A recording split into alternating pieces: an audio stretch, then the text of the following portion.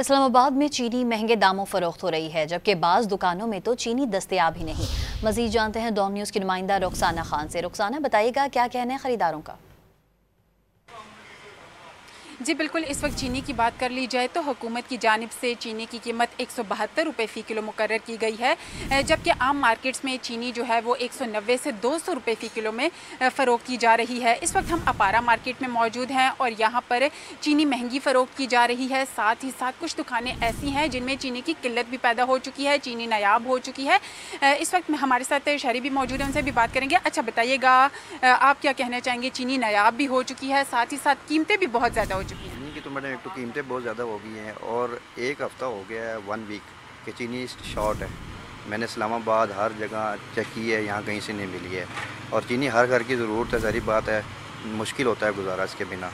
तो मैंने अपारा की जितनी मार्केट्स हैं, अपारा के अलावा भी मेलोडी मार्केट है, इसके अलावा मदीना मार्केट है, आगे और जी 7 मार्केट्स हैं, यहाँ सारी जगह चेक की है, चीनी बहुत शॉर्ट है, मिल ही नहीं रही है।